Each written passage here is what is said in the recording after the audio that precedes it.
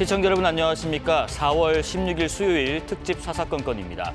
오늘도 대선 출마 선언을 한 예비 대선 후보들과 이야기 나눠보는 특집 대담 한국 정치의 미래는이라는 시간 이어가겠습니다. 오늘은 7공화국 선진대국 시대를 열겠다며 대선에 도전하는 홍카콜라 국민의힘 홍준표 경선 후보입니다. 어서 오십시오. 네, 반갑습니다. 반갑습니다. 네. 점심쯤에 서류 통과하셨고요. 예. 먼저 1차 경선 앞두고 있습니다. 예. 먼저 이제 홍 시장님, 홍준표 후보의 출마 선언 잠깐 모습 보고 오겠습니다. 홍준표 정권이냐 이재명 정권이냐 과연 어느 쪽을 선택하시겠습니까?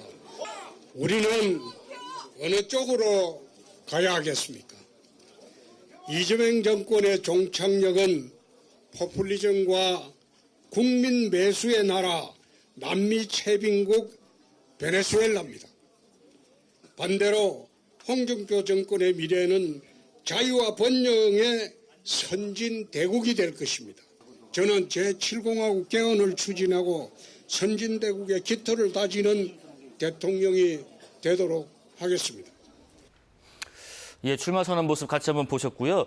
홍 의원님께서 그 다른 인터뷰에서 이번 대선 관련해서 조기 대선 국면이기 때문에 2년 뒤보다 지금이 더 쉬울 수도 있다 이렇게 밝히셨고요. 또 하나가 2차 경선도 뭐 과반 득표로 양자 경선 이런 거 안 하고 그냥 바로 끝내겠다. 이 자신감의 원천은 어디서 나오십니까? 자신감이라기보다도 2년 뒤에 하게 되면 네. 그때는 그야말로 정권 교체 프레임이 강하게 작용을 할 겁니다. 윤석열 정부가 여소야대 국면에서 정치로 그 문제를 풀어야 되는데 여태 그 정치로 문제를 푸는 일이 없거든요. 그러니까 더 나은 국정을 수행할 가능성이 거의 없습니다. 그러면 가장 나쁜 상태에서 선거를 하면 정권 교체 프레임 거기에 벗어날 수가 없습니다. 네. 지금 같은 경우는 좀 다르죠. 지금 같은 경우는. 네네. 지난번에 2017년도 탄핵을 당할 때는 한국 보수 우파 진영이 탄핵을 당했어요. 예. 그렇게 하다 보니까 당 지지율이 4%에 불과했어요. 그러니까 선거 자체가 안 되죠. 예. 정권 거저 헌납했죠. 근데 지금 같은 경우에는 당 지지율이 비슷하거든요. 별로 차이가 안 나거든요. 왜 그렇게 했어요? 이번 탄핵은 2017년도 탄핵하고 달라서 국민들이 윤석열 대통령 개인 탄핵으로 보는 겁니다. 그렇기 때문에 이번에 선거하는 거는 탄핵 찬반 프레임으로 일단 대립이 탄탄하게 됐잖아요. 물론 탄핵 찬성한 척이 많아요. 그러나 탄핵 반대하는 척은 2017년도처럼 괴멸되지 않았어요. 35에서 한 40%까지 있어요. 네네. 그러면 기본 베이스가 있는 선거입니다. 그렇기 때문에 거기서 10%만 더 얻는 사람이 그 정권을 다시 지는 그런 구도이기 때문에 차라리 2년 후의 대선보다 이번 대선이 더 편하게 우리가 치를 수 있겠다 그런 생각이죠. 지금은 뭐 보수 우파 진영이 괴멸된 그런 탄핵 국면이 아니다 이런 말씀 그렇습니다. 해주셨습니다. 차기 대선 후보 적합도 여론조사 한번 좀 보겠습니다. 지금 이제 후보 여론조사 좀 보면요. 이거는 저희 KBS가 한국 리서치에 의뢰한 거고요. 지금 뭐 많이 보셨겠습니다만은 뭐 이재명 후보, 이어서 김문수, 그다음에 홍 시장님, 이렇게 한동훈 순으로 쭉 이렇게 있는데 이재명 전 대표가 그래도 이제 뭐 여론조사에서는 현재까지는 지지율 선두. 이제 뭐 48일 대선 남은 상황에서 후보님께서 며칠 남기고 어느 순간에 확 뒤집을 거다 보십니까? 저는 이번에 이제 1차 경선이 끝나고 2차 경선이 들어가게 되면 우리 후보가 탄생하는 순간 이게 지지율이 아마 이재명 후보가 그나마 지지율이 우리보다는 낫겠지만은 그 이제 오차범위에 들어갈 수 있으리라고 봅니다. 이쪽에서도 한 사람만 선임되면 그 다음에 이제 대선 국면에 들어가면 옛날하고 달라서 지금은 소통 수단이 엄청나게 많습니다. 그렇기 때문에 전파 속도가 옛날에 10배 이상입니다.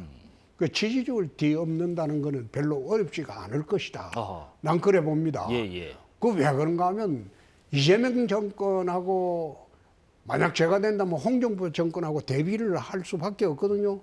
근데 이재명 정권은 중범죄자가 통치하는 나라가 되겠죠. 전과사범의 중범죄자가.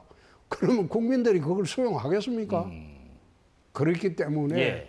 결국 가면 이 정권은 이재명 정권은 국민들이 선택하기 어려울 겁니다. 네, 네.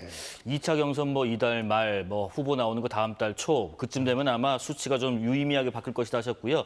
저희가 여론조사는 잠깐 설명을 드려야 돼서요. 방금 보신 그 여론조사는 4월 8일부터 10일까지 실시한 여론조사고요. 전국 만 18세 이상 남녀 3,000명을 대상으로 실시됐고 조사 방법은 전화 면접조사, 표본 오차는 95% 신뢰 수준에 플러스 마이너스 1%, 1.8%포인트. 자세한 내용은 중앙선거여론조사심의위원회 홈페이지에서 확인하시면 되고요. 조금 전에 말씀하셨던 바로 그 부분이요. 홍준표 정권과 이재명 정권을 비교하는 비교표를 캠프 통해서 내놓으시기로 했습니다. 지금 화면 나오고 있는데요. 저 몇 가지 체크리스트 중에서 가장 강조점 두신 부분은 역시 방금 말씀하신 그 부분인가요? 그것도 그거지만 예.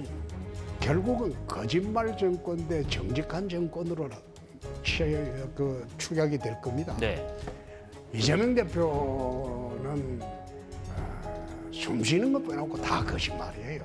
숨 쉬는 것 빼고요. 그렇죠. 예. 여태 그래 해왔잖아요. 그런데 그런 사람을 선택을 할 수 있겠습니까? 그래서 압축이 되면 판이하게 다른 양상이 드러날 수밖에 없다. 난 네. 그렇게 생각합니다. 알겠습니다. 지금 이제 국민의힘 주자 일부 여론조사라고 표현하겠습니다. 선두는 김문수 전 장관으로 그렇습니다. 잡히고 있는데 그 탈레반이라는 표현 말고요. 김 전 지사보다 이제 홍 전 시장님께서 더 낫다 네. 싶은 거를 이렇게 좀 표현해서 비교해 보시겠어요? 나는 지금 대선 기간이 통상으로 정상 대선을 하면 경선 기간이 6개월 정도 걸리죠. 네네. 본선 기간이 4개월 걸리는데 이번에는 경선 본선 합쳐서 딱 2개월밖에 없습니다. 지금은 48일밖에 안 남았죠. 예. 그래서 경선을 의식하고 선거를 하는 게 아니라 본선을 중심으로 프로그램을 짜고 있습니다. 전략도. 본선을 중심으로 전략을 짜게 되면 경선은 문제없이 해결이 될 것이다. 난 그래 봅니다. 네. 경선에 매몰돼서 하게 되면 경선의 이기본들은 뭐예요? 본선에 지면. 네. 그래서 차라리 그렇게 하는 것보다도 본선을 중심으로 전략을 짜는 게 옳다. 그래서 본선을 중심으로 하고 있습니다. 경선의 상대방이 누구든지 간에 나는 별로 거기에 중점을 두지 않습니다. 예. 어차피 뭐 본선 가실 거니까요. 그거는 지지율이라는 게 그렇습니다. 2021년도 8월에 제가 대선 경선 출마하겠다고 첫 발표를 할 때 그때 갤럽 기준으로 나는 1%였어요. 예. 윤석열 후보 42%였어요. 그러니까 모든 당협위원장 그다음에 국회의원들이 윤석열 후보로 다 가버렸어요. 예. 그런데 두 달 뒤에 발표는 제가 48%고 윤석열 후보 37%였어요. 두 달 만에 거의 다 바뀌었죠. 네. 그런데 당내 간 사람들을 돌아오지 못해가지고 당내 경선에서 내가 참패를 했죠. 말하자면 지금 지지율은 거의 전부 한 자리 숫자이기 때문에 별 의미가 없습니다. 네네. 허수다. 없고, 예. 허수입니다. 예, 알겠습니다. 곧 해보면 달라질 겁니다. 알겠습니다. 이 얘기 잠깐 좀 드려볼게요. 한덕수 이른바 뭐 대망론 관련해서인데 최근 뭐 한덕수 권한대행에 대한 얘기가 계속 나오고 있어요. 그 이유가 뭔지 좀 궁금하고 또 하나 이런 얘기도 있습니다. 단 안팎에서는요. 한덕수 대행에 대해서 뭐 찬성하는 의원도 있지만 또 용병 쓰는 거냐 이런 비판도 있습니다. 어떤 의견이십니까? 나는 그 한덕수 대행 문제를 꺼낸 사람들의 저희를 잘 이해하기 어려운 게 되겠다는 뜻은 아니겠죠. 예? 예. 탄핵당한 정권의 총리를 내세워서 선거 되겠습니까? 이기겠다는 생각은 없죠. 단지 당내 이게 자기 기득권 지키기 위해서 예. 선거 지더라도 자기들은 자기들 기득권을 지킬 수가 있으니까 그런 식으로 추진을 하는 게 아닌가 그런 의구심이 좀 있습니다. 네네. 있고 당내에 그 나를 두려워하는 몇몇 사람이 있어요. 한덕수 출마설을 부추기고 추진하는 사람이 많지 않습니다. 어허. 몇몇 안 돼요. 예, 예. 근데 그 사람들은 내가 복귀하는 것을 굉장히 두려워합니다. 아. 그래서 은근히 그분들이 뒤에서 밀고 있는 건가요? 그 몇몇 안 돼요. 아, 네네. 몇몇 안 되는데 기자들한테는 이제 부풀려서 이야기하죠. 적어도 우리 쪽에 지금 도와주고 계신 의원들이 오늘까지 한 40여 명 됩니다. 네. 예? 당협위원장도 한 90여 명이 됩니다. 당협위원장하고 그 당내 정서를 지난번에 제가 민심에서 압도적으로 이기고 당심에서 졌기 때문에 지난 3개월 동안 당심 잡는 데 주력을 했습니다. 아. 그래서 예. 당협위원장하고 그다음에 국회의원님들하고 전부 합치면 지구당 위원장들의 한 절반은 저희 측과 협의가 다 돼 있습니다. 며칠 전에 그 캠프 개소식 때 보니까 그 사회자께서 당협위원장 이름을 쫙 부르시던데 그분들이 다 합치면 한 40분 정도 되신다. 아니 국회의원님들이 한 40명, 40명이시고. 예. 그 당협위원장님들이 합하면? 한 70명. 알겠습니다. 그래. 당심을 지금 꽉 잡으려고 노력 중이시다고 말씀하셨고요. 지금 7공화국, 선진대국 이 슬로건으로 내거신 상태에서 뭐 개헌하고 선진국의 시대를 열겠다는 말씀이신 것 같은데 지금 뭐 검사, 국회의원, 경남지사, 대구시장, 원내대표, 당대표, 축구 구단주까지 안 해본 게 거의 없으신데 예. 이런 얘기를 하셨습니다. 헌법재판소를 폐지하고 대법원에 헌법재판부를 두겠다. 선관위를 대수술하겠다. 이런 발언을 하셨는데 그러면 기존의 법질서 또 선거 결과를 혹시 부정하는 것으로 들리는 분들에게 대해서는 뭐라고 설명하시겠어요? 기존 법질서를 갖다가 그 부정하는 건 아니죠. 예. 헌법을 바꿀 때 그거는 헌법재판소 제도를 독일식으로 할 것이냐, 미국식으로 할 것이냐, 그건 선택의 문제입니다. 여태 독일식으로 해서 부작용이 있으니까 정치에 너무 휘둘리니까 예. 미국식으로 가자는 그런 주장이고, 그 다음에 선관위의 대수술 주장은 선거를 부정하는 게 아니고 나는 부정선거로 부정해 본 일이 없습니다. 긍정해 본 일이 없습니다. 모든 사람들 중에서 상당수의 사람이 선관위의 그 부정선거 관리 능력 의심을 하고 있으니까 또 선관위가 한번 보세요. 자기 친인척들, 자식들 얼마나 많이 채용해서 가족회사처럼 돼버렸잖아요. 저 수술 안 하고 놔둘 수 있습니까? 네. 대수술해야죠. 그거는 기존 질서 부정하고는 틀리죠. 잘못된 걸 바로 잡는 거니까. 그래서 그거는 그런 측면에서 봐야 될 겁니다. 알겠습니다. 네. 핵 관련된 얘기, 핵 균형, 또 무장 평화로 남북 관계를 재정립하도록 하겠다라고 밝히셨고요. 지금 미국이 핵 개발을 뭐 반대하고 우리나라를 조금 개념이 다를 수 있겠지만 민감 국가로 지정한 상황에서 이 부분이 좀 현실성과 실익이 있을지 궁금합니다. 나는 참 우리나라 사람들 중에서 많은 사람들이 예. 지금 우리가 미국 눈치를 보면서 주저주저 할 때가 아니죠. 이미 북한은 핵이 지금 고도화됐어요. 핵국가가 됐어요. 예. 근데 우리는 손 놓고 있으면 북한의 핵노예밖에 더 됩니까? 예? 우크라이나가 왜 침공을 당했겠어요? 구소련이 해체될 때 우크라이나에 있는 핵은 세계 3대 핵국가였어요. 미국, 러시아, 우크라이나였어요. 그 다음 중국이었어요. 그런데 우크라이나의 핵을 해체하기 위해서 미국, 영국, 러시아가 부다페스트 각서를 만들었어요. 안보 보장해 주겠다. 핵 해체해라. 경제 지원하겠다. 핵 해체해라. 그 핵 해체했어요. 그런데 그 안보 보장의 당사국인 러시아가 침공을 했어요. 우크라이나에 핵이 그대로 있었다면 러시아가 침공할 수 있었겠습니까? 그래서 네. 이제는 생각을 달리할 때다 이 말이에요. 이미 우리는 이제 세계 10대 경제 강국이 됐어요. 군사력도 5대 군사력을 가진 재래식 군사력을 가진 나라가 됐어요. 당당히 요구할 건 요구하고 예. 지금 우리가 핵균형을 갖지 않고 어떻게 북한에게 대응을 하겠습니까? 그거는 2017년도 내가 이런 주장을 했을 때 문재인 정권에서 나보고 뭐라고 했습니까? 거구다. 그다음에 정신병자다. 전쟁광이다. 온갖 비난 다 들었어요. 지금 네네. 미국 조야가 지금 달라지고 있어요. 현실적으로 북핵을 막을 방법이 없으니까 한국도 대응해서 핵대국 국가를 만들어 줘야 될 거 아니냐. 그런 그 의견이 조야에서 다 나오고 있어요. 알겠습니다. 트럼프 주변의 핵심 실세들도 그런 이야기를 지난번에 내가 워싱턴 갔을 때 이야기를 다 논의를 해봤습니다. 네네. 그렇게 하지 않으면 당신들은 중국도 못 막는다.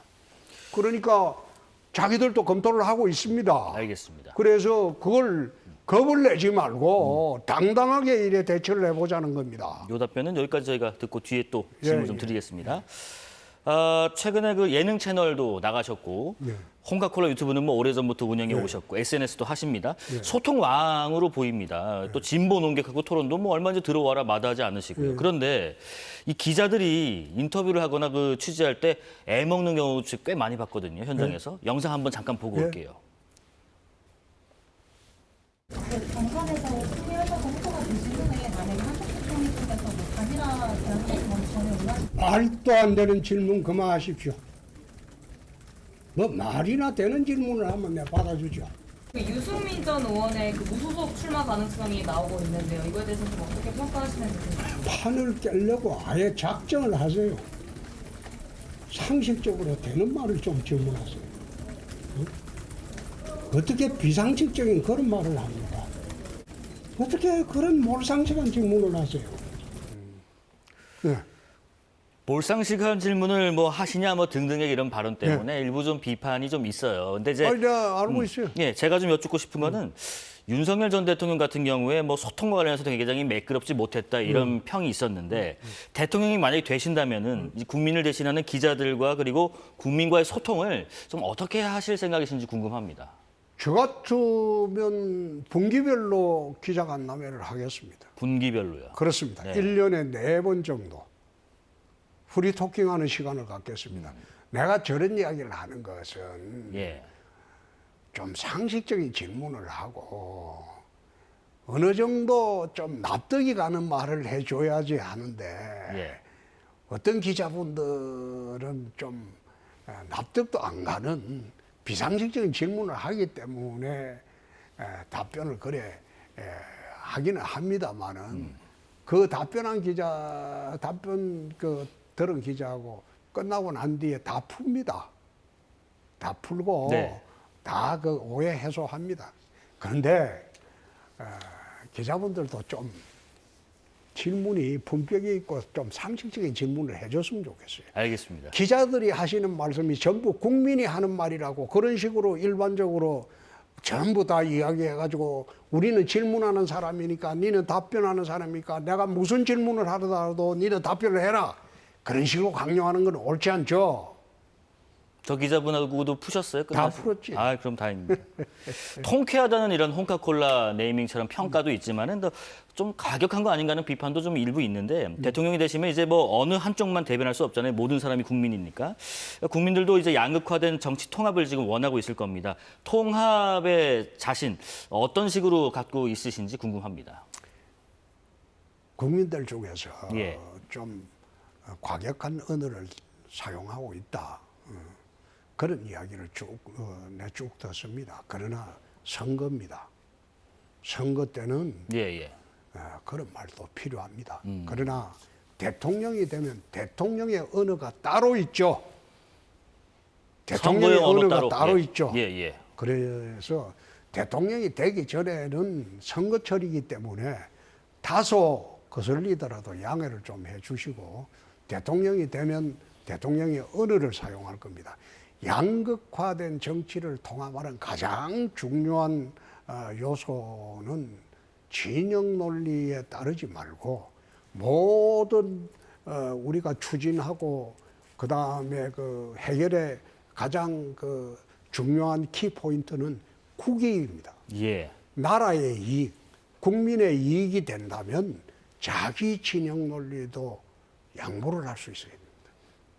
그래서 정치판에서 요즘은 국익은 사라지고 진영 이익만 남아서 이런 혼란된 정치판이 계속되는 겁니다. 그래서 2008년도 제가 원내대표를 할 때 지금 한 20여 년 됐죠.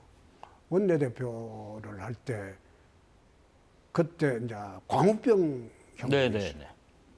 나라가 무척 혼란했죠. 그때도 여야 원내대표가 밤새도록 토론하고 협의하고 타협하고 그때도 합의로 국회를 끌고 갔습니다. 예. 끝까지 그렇게 했습니다. 제가 환노위원장을 할 때 환노위가 가장 극심히 대립하는 위원회인데 단 한 번도 표결을 한 일이 없습니다. 전부 설득해서 합의로 했습니다. 그래서 양극화된 정치를 통합하는 가장 중요한 것은 국익을 위해서 우리가 양보할 거는 서로 해야 됩니다. 예. 그러니까 대화, 타협, 소통 해야죠. 결국 이제 정치력으로 승부를 보시겠다. 모든 것은 예. 정치력으로 해야 되는데 97년도에 DJ가 대통령이 될 당시에 새정치국민회의가 80석이었습니다. 80석의 의석을 가지고 DJ가 5년 동안 내내 여소해야 되었어요. 네네. 근데 나라 무난히 이끌어 갔지 않습니까? 의회주의자입니다. 그분도. 알겠습니다. 나도 의회주의자입니다. 예, 예. 알겠습니다. 의회를 존중하고 의회를 설득할 노력을 해야 됩니다. 자, 그렇게 답변을 제가 이해를 하고요. 이게 뭐 불편하실 수도 있지만은 여쭙지 않을 수가 없습니다. 네. 그 명태균 씨 의혹 관련된 네, 네. 내용인데 뭐 계속 자주 언급이 되고 있습니다. 명태균이라는 이름이. 근데 요렇게 좀 여쭤볼게요. 누구라도 카톡 오면 의례적인 답장하는 게 관례라고 말씀을 하셨는데 이게 좀 말이 바뀐 거 아니냐라는 지적이 있습니다. 모른다라고 계속 하셨고. 모른다고 한 일이 예. 없어요. 처음부터 네. 10년 전부터 경남지사 할 때부터 여론 사기꾼으로 알고 있다 그랬어요. 아하. 같이 만나서 일한 일은 없고 네. 여론 사기꾼으로 알고 있기 때문에 우리 캠프에 접근하려고 몇 번 시도했지만은 받아준 일이 없다. 아, 그럼 사기꾼으로 인식을 하시면서도 알고 관례적으로 있습니다. 답장을 하셨다는 잘 말씀. 알고 있죠. 그럼 생일 축하합니다. 그런데 욕설을 하면서 이런 거 보내지 마라 그래 합니까? 땡큐라고 하지. 근데 내가 하나 덧붙여 이야기를 좀 합시다. 말씀하십시오. 민주당의 후보로 나온 사람은 전과 사범에 중범죄로 기소가 돼가지고 무기징역까지 선고가 가능한 범죄들입니다. 그런 사람을 후보로 내놓고 나는 아무 관련 없는 명태균 사건 가지고 물고 늘어지는 게 그 상식이 맞습니까? 자기 후보부터 사퇴시키면 민주당의 김부겸 씨나 김동연 씨가 나와서 그 말하면 내 답변을 하겠습니다만은 도대체 난 이해가 안 돼요. 에? 자기 후보는 온갖 폐륜, 폐악질 다 부린 사람 아니잖아요. 그런 사람 내놓고 이제 와서 명태균하고 나하고 아무 관련 없는 내 밑에 있는 애들하고 사적 거래한 거 그거 가지고 계속 언론에서 재탕삼 당하고 그것도 좌파 언론에서 얼마 전에는 뭐 1억 거래를 했다. 내 밑에 애가 빌려줬답니다. 차용 사기 당했답니다. 예? 1억을 돈 빌려달라고 빌려줬는데 1,000만 원 빼야 안 갚았대요. 근데 그걸 마치 나하고 연결시켜 보려고 하는 게 도대체 나는 그 언론인의 양심이 있는 건지 그것도 작년 10월에 나왔던 사건입니다. 그러면 다시 한번 정리하면은 명태균 범죄에 만약에 연루됐다면 정계 은퇴하겠다 발언 이거는 정계 은퇴가 난 집에 가죠. 집에 가신다. 네. 알겠습니다. 그런데 예. 정말로 기분 나쁜 거는 자기들은 앉아서 온갖 나쁜 짓 다 해놔놓고 아무런 관련 없는 사람 가지고 사기꾼하고 엮으려고 하니까 기분 나쁘죠. 알겠습니다. 제가 기분 나쁘게 되는 건 아니죠? 아니요. 예. 자, 마지막으로요. 홍준표가 선택한 내 인생의 문구 저희가 사전에 좀 여쭤봤습니다. 이 또한 지나가리라. 지나가리로다. 지나가리로다. 예. 뭔 차이인가요? 그 솔로몬의 자문에 나오는 이야기. 참 힘들고 어려울 때 그런 시기를 보낼 때 늘 나는 이런 문구를 생각합니다. 이 또한 지나가리로다. 이 또한 지나가리로다. 네. 예. 마지막으로 정말 마지막으로 나를 표현하는 음악을 좀 여쭤봤는데 넬라 판타지아라는 곡을 선택하셨네요. 이게 어떤 면에서 시장님을 표현하는 겁니까? 나는 그런 세상에 한번 살아봤으면 좋겠어요. 넬라 판타지아라는. 이게 번역하면은 이 환상 속에서인가요? 예, 예. 뭐 천국이죠. 천국. 저희가 그 사실은 앞선 후보분들 두 분이 이 자리에서 그 애창곡을 한 소절씩 좀 부르셨습니다.